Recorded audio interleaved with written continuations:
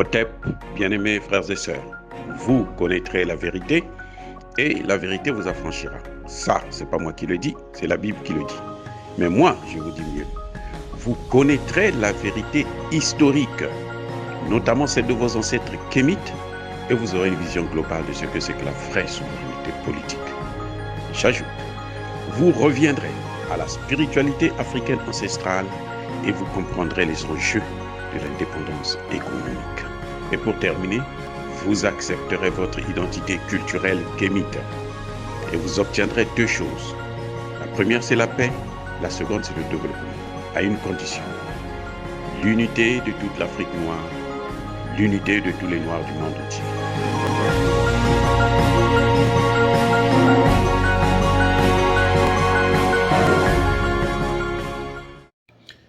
Otep à tous, bienvenue sur la chaîne des panafricanistes par essence, par conviction et par excellence.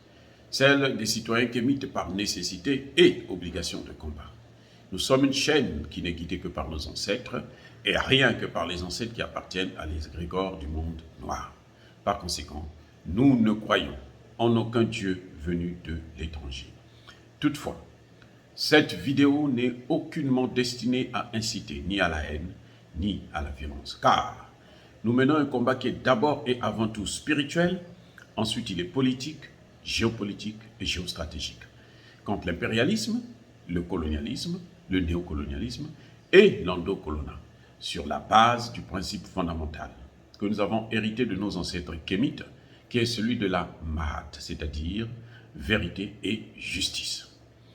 Vous êtes donc en droit de connaître la vérité. Et nous avons l'obligation de vous dire la vérité et rien que la vérité, afin que justice soit rendue à l'Afrique. Et ça, c'est notre modeste contribution dans cette noble lutte en faveur de la souveraineté, la dignité et l'unité africaine. Et ça, c'est ce qu'on appelle ni plus ni moins que le panafricanisme.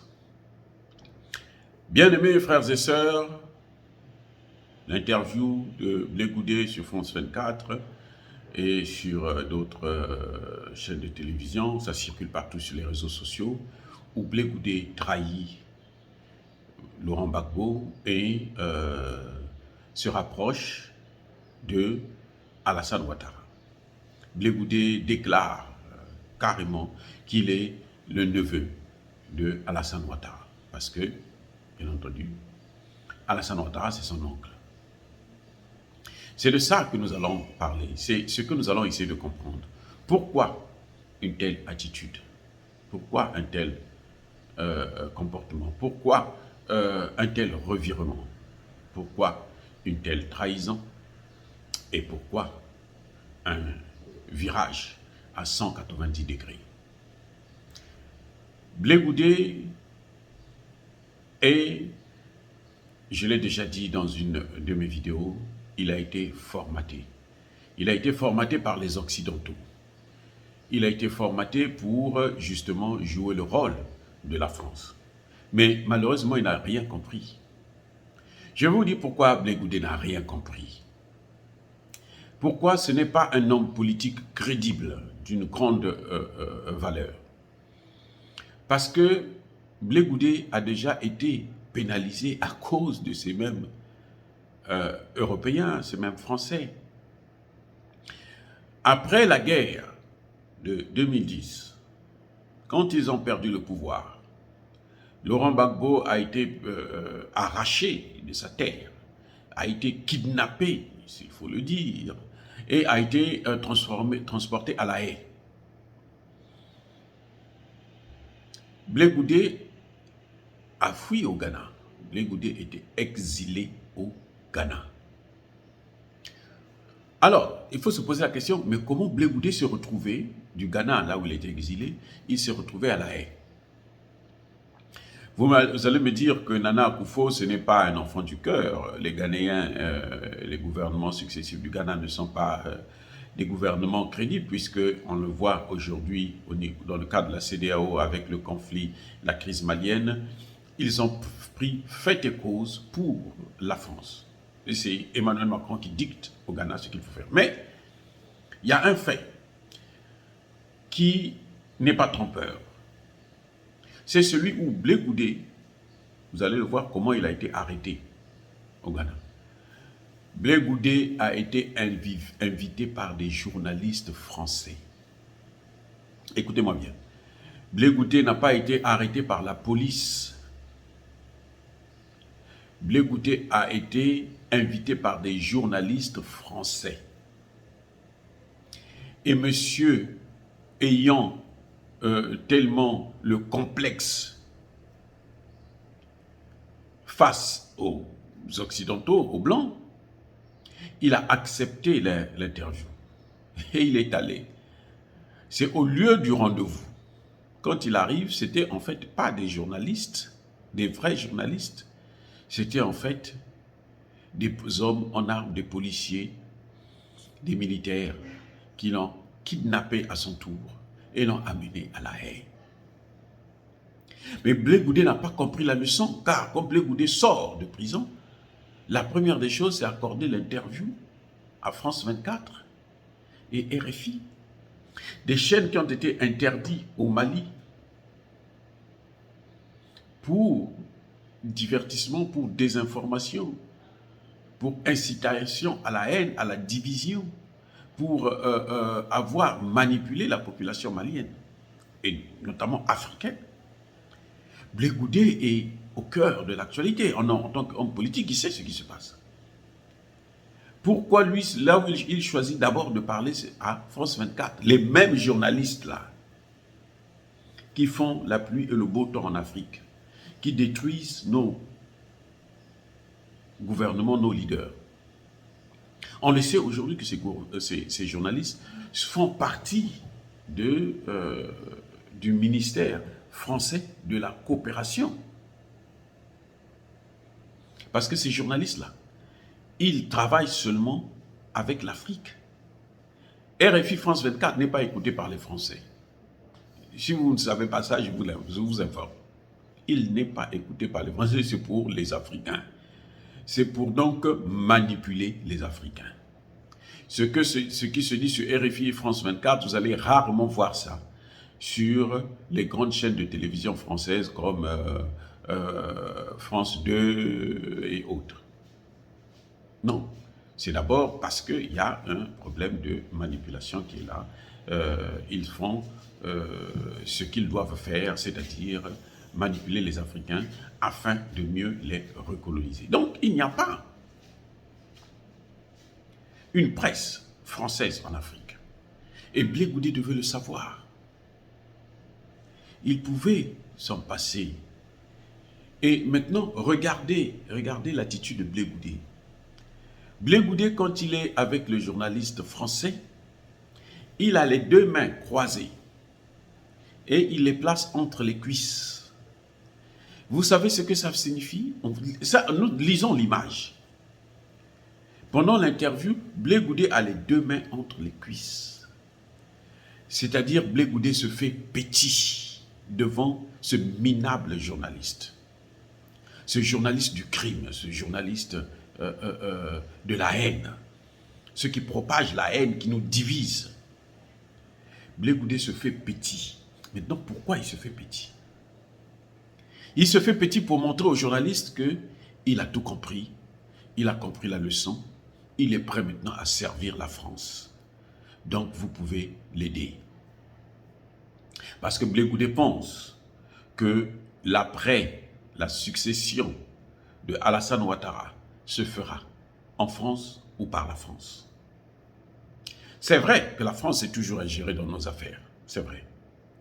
Mais il ne faut pas oublier la détermination de la jeunesse africaine et notamment ivoirienne, qui ne veulent plus que la France puisse être au cœur de notre politique, au cœur de ce que nous voulons. Blé Goudé, dans cette attitude, il croit remplacer Guillaume Soro. Et là encore, il n'a rien compris de la politique parce que Guillaume Soro aujourd'hui est en train de payer le prix de sa liaison avec Alassane Ouattara, par conséquent avec la France. Sa soumission à Alassane Ouattara et à la France. C'est pour ça.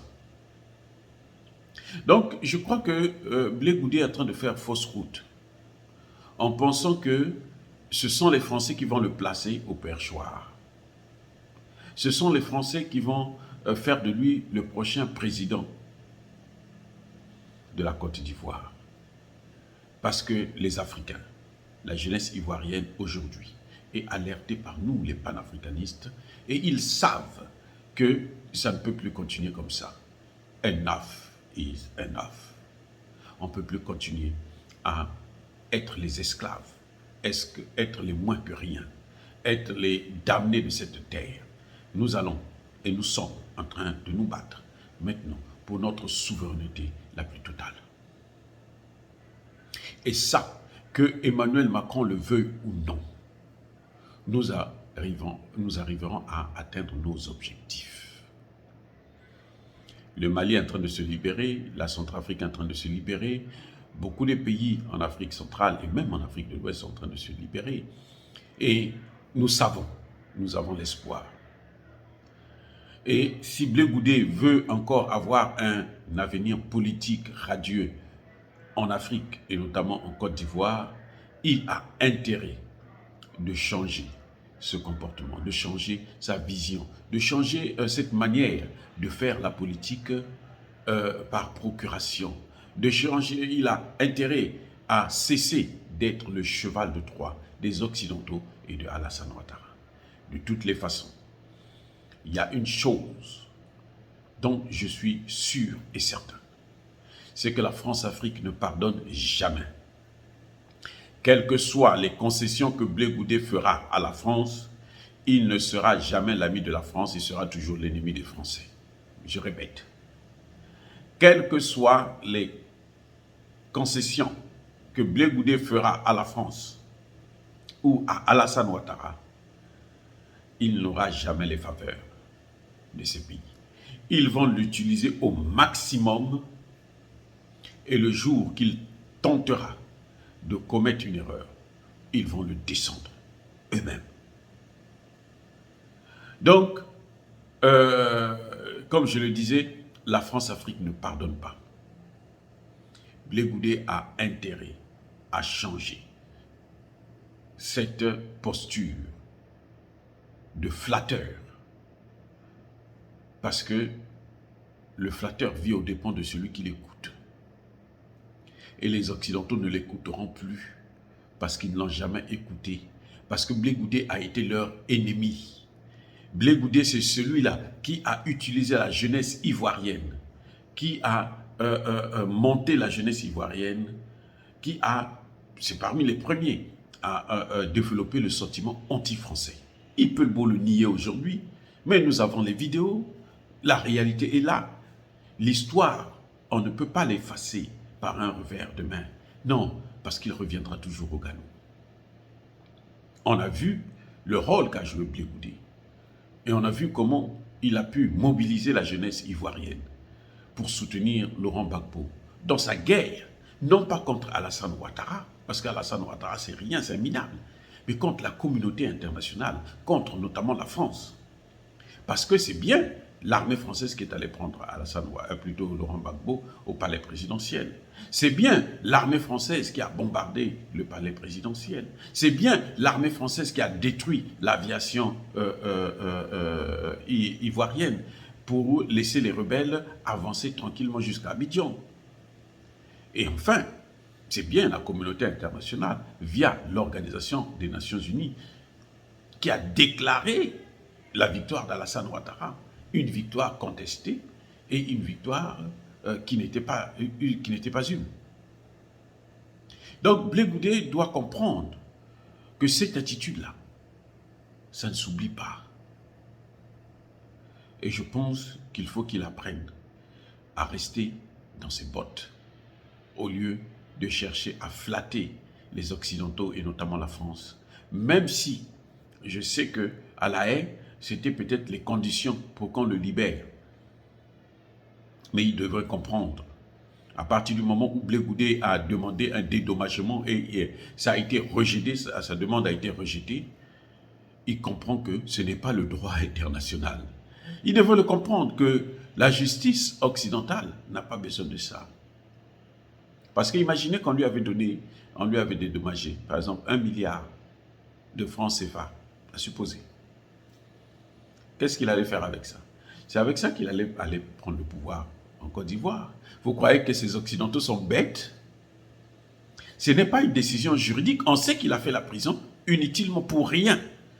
Il a été acquitté. En réalité, il devrait absolument être dédommagé. Ils ont refusé. Parce qu'on ne veut pas qu'il accède au pouvoir sans la France, sans faire des concessions à la France, sans travailler pour la France. Et monsieur, malheureusement, est en train de tomber dans le piège à cause de l'appétit du gain, l'appétit du pouvoir. Mais ça, c'est fini. C'est fini. L'Afrique ne retombera plus et nous allons y veiller. Alors, bien aimés frères et sœurs, est-ce que dire cela, c'est inciter à la haine ou à la violence? Non. Nous sommes une force tranquille. Ya ba colère ve, ya ma limpe. J'ai dit et j'assume.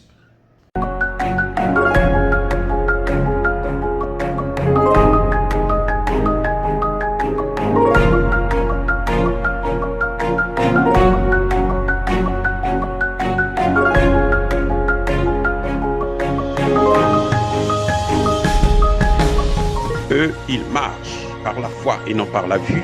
Mais moi, je vous conseille vivement de marcher par la connaissance scientifique et historique, notamment celle de nos ancêtres kémites, par les 5 sens et par l'intelligence. Otep, vive l'Afrique éternelle et que Dieu vous bénisse. Abou Apia.